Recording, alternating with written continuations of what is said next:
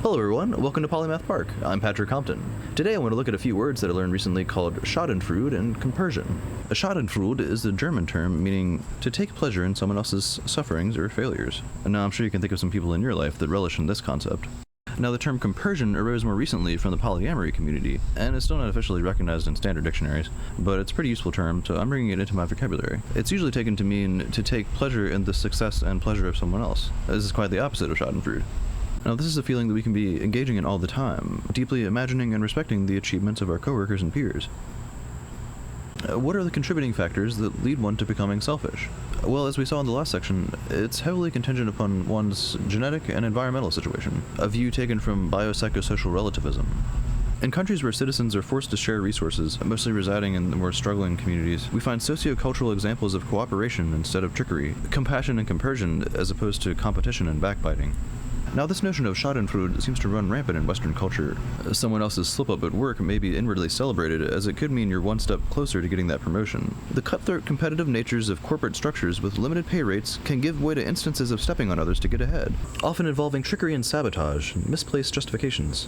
Now, we can imagine how this can leak into an employee's conduct outside of their place of work and have impact on their personal life. It's why we have the term, taking your work home with you. Now, there's two ways to look at the situation that we're in today's corporate structure world that I'm describing. Many people give advice along the lines of having a cool down period or like a transition period between going through these modes throughout our day. Like we're in our active mode of working at this corporation or this business or whatever it may be, and then we are shifting into a mode of relaxation where we're no longer taking that with us.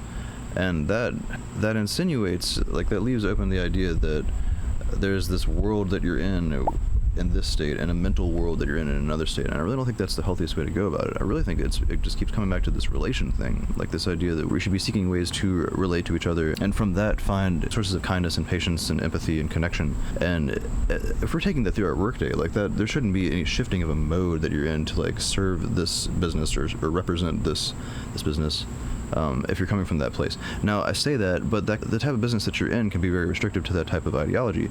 If you do indeed have to wear a specific suit or a sign or a label or whatever that represents that you are representing this company, you have to somewhat act a certain way and serve people in a certain way that represents the way that company would want to serve people.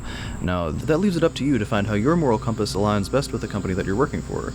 And if you find yourself struggling to find that balance, then I'd advise it's probably best to find another company. Or better yet, start your own. Anyways, those are my ideas on that concept for now. Let me know what you think in the comments.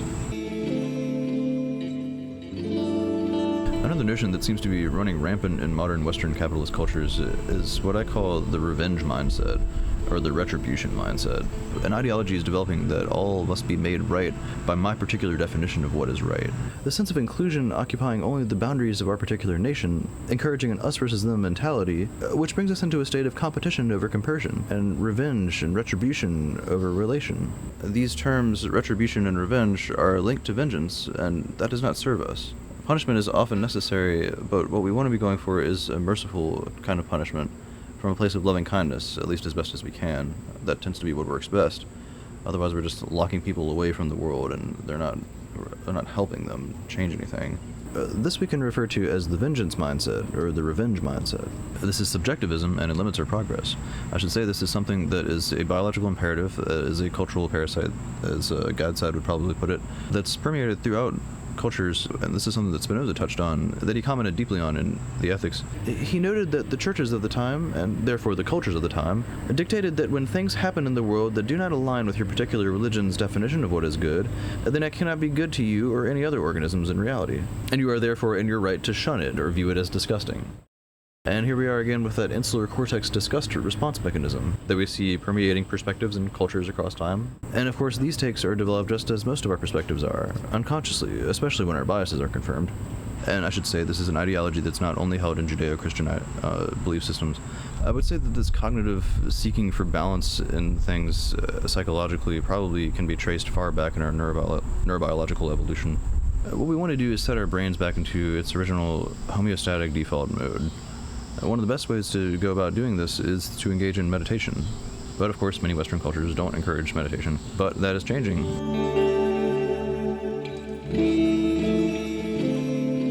Situations of suffering are where mental frameworks prove most necessary.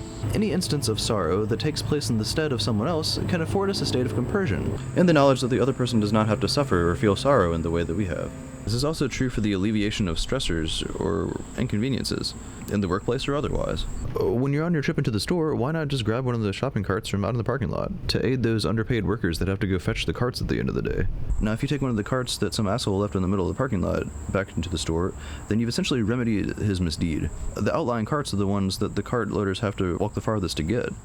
And you've done a doubly good deed, preventing that shopping cart from taking up extra spaces in the parking lot, which is extremely annoying if you've ever had to drive around in a parking lot and they're just right where you want to park. This is a small act of kindness that has deterministic butterfly effect outcomes later on. It's not just the little moves we make in life, but the decisive little moves that we make that have positive, impactful effects that perpetuate. But again, we do these things and we don't see the result. We have to imagine the results. And this is where our imaginations can run wild and we can begin to think highly of ourselves. And we'll touch on this notion in a future video.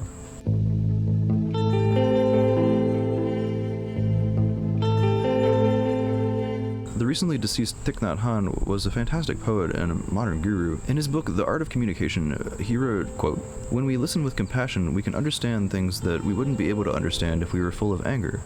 Listening deeply is a kind of looking deeply. You look not with your eyes, but with your ears." Now, in Vietnamese Buddhism, there is a bodhisattva named Avalokiteshvara, which is the god of compassion. Now, in Chinese, he is known as a she, and it's called Guan Ni Yin. Gua means to contemplate deeply, Ni means the world, and Yin means sound. So it's literally to contemplate deeply all the sounds of the world, and to hear the sounds of the world. And if you look at all the statues of Avalokiteshvara, a lot of times they have their head down and their eyes closed like they're in a listening pose.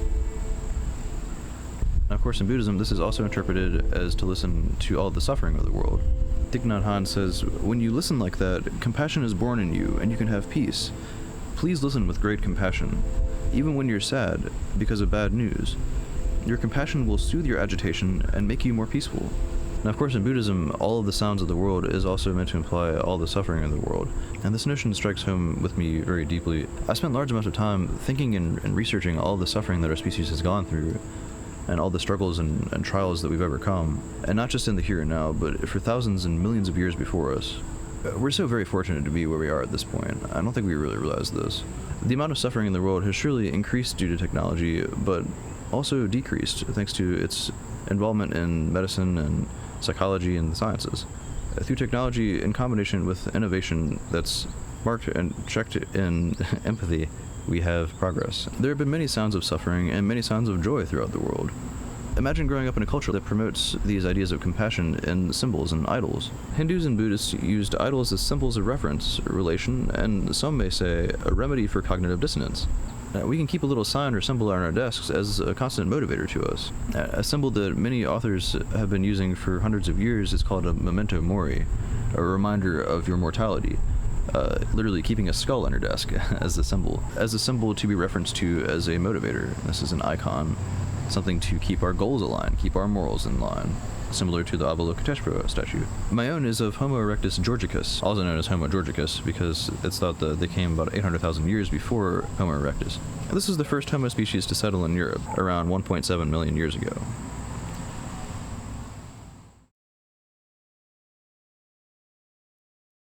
Reflecting on the sacrifices made by our ancestor species is a constant reminder to work towards improving the lives of our own.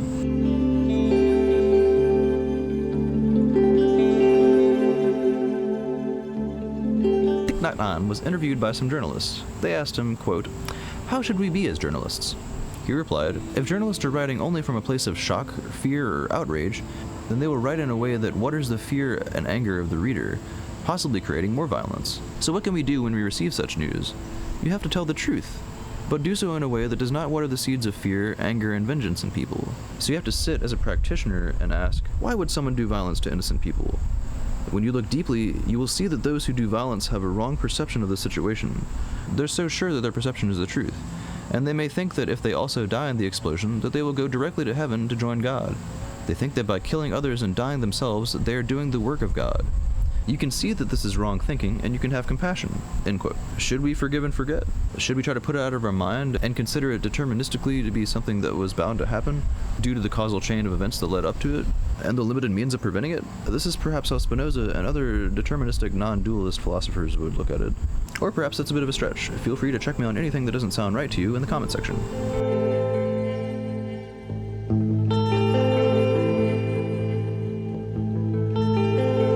Webster defines empathy as the action of understanding, being aware of, being sensitive to, and vicariously experiencing the feelings, thoughts, and experience of another. This happens in either the past or present, without having the feelings, thoughts, and experience fully communicated in an objectively explicit manner.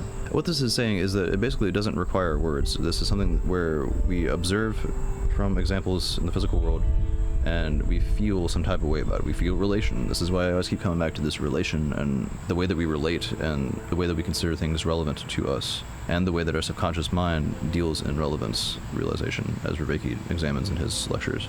This is something that animals also feel as well, and knowing this gives me a much better sense of connection to all the other animals, even this fly that just landed on my arm. So the dictionary definition uses the word vicariously here, and this word is pretty paramount. This refers to our ability of theory of mind, our capacity to recognize that other people and other organisms are indeed also thinking things and have their own thoughts and ideas and ways of being in the world. This can subsequently lead us to experiencing a state of sonder, which we talked about in previous videos. Additionally, the evidence is somewhat contended, but we seem to be seeing examples of theory of mind in other animals as well. There certainly have been many studies of animals exemplifying deep consideration of how other animals move and think, and most dog owners would attest that their dogs have a range of emotions. This is how life communicates, through emotion, and we just happen to have a little bit more complex way of putting words to those emotions. What we want to do is keep in touch with our useful emotions and question those emotions that may be harmful or unhelpful to us or others. From expanding our awareness and sense of relation to all other organisms and people, we can more easily arrive at states of compersion and compassion. Over the next few episodes, we'll be looking at more ways that we can cultivate empathy, compersion, and compassion through this idea of universal embodiment and relation. Well, that's all for now. Thanks so much for sticking through the video. In the next episode, we'll examine how compassion differs from empathy, and how modern-day corporate structures create false senses of meaning and fulfillment by disregarding this being mode, encouraging us to compete with each other over superficial sources of happiness. If you find this video valuable and want to show your appreciation, you can donate here. Viewers can access the Polymath Park Patreon here. Programs like this exist solely by donation, so feel free to contribute whatever you feel this video is worthy. Anything's appreciated.